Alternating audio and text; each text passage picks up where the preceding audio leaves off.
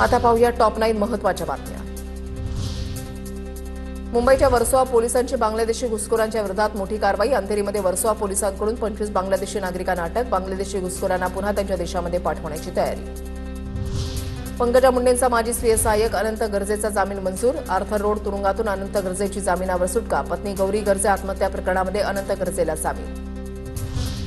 गडचिरोली जिल्ह्याच्या पालक सचिवपदी आयएएस राजेश अग्रवालांची नियुक्ती। राजेश अग्रवाल हे 1989 बॅच महाराष्ट्र कॅडरचे आयएएस अधिकारी। दिल्लीमधल्या अनेक मोठ्या सचिव पदावर अग्रवालांची सेवा। मुस्लिम समाजाचे शैक्षणिक आरक्षण रद्द केल्याच्या प्रकरणावर 9 मार्चला सुनावणी। 5% शैक्षणिक आरक्षण रद्द करण्याच्या सरकारच्या निर्णयाला हायकोर्टात आव्हान। बँक घोटाळा प्रकरणामध्ये उद्योगपती अनिल अंबानींना मुंबई उच्च न्यायालयात दणका। 4 आठवड्यांची मुदतवाढ देण्याची मागणी कोर्टानं नाकारली। बँकांच्या फसवणूक कारवाईला स्थगिती देणारा आदेश न्यायालयाकडून रद्द। पुरंदर विमानतळासंदर्भात मोठी माहिती समोर। भूसंपादन केलेल्या शेतकऱ्यांना 15 दिवसांमध्ये मोबदला मिळणार। 3000 कोटींचं कर्ज भूसंपादनासाठी मंजूर।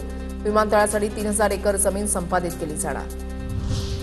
पैठणमध्ये नाथषष्ठी उत्सवासाठी गोदावरीचं पात्र कोरडं होताच सोनं शोधण्यासाठी नागरिकांची झुंबड। विधींच्या वेळेला अर्पण केलेले दागिने आणि अस्थि विसर्जनामध्ये सोन्याच्या आशेनं नदीपात्रामध्ये शोध मोहीम। कांदा निर्यातीला प्रोत्साहनपर मिळणाऱ्या सबसिडीमध्ये 50% कपात। केंद्र सरकारच्या वाणिज्य मंत्रालयाचा निर्णय। कांदा उत्पादक शेतकऱ्यांच्या अडचणीमध्ये वाढ होणार। जळगावमध्ये सोन्याच्या दरामध्ये मोठी वाढ। गेल्या 24 तासामध्ये सोनं 1400 रुपयांनी महागलं। सोन्याचे दर जीएसटीसह 1,64,388 रुपयांवर, तर चांदीचे दर मात्र स्थिर।